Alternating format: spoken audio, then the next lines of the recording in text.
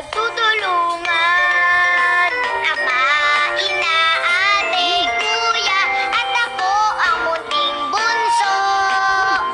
Ito ang aking pamilya, mahal ko ng buong puso.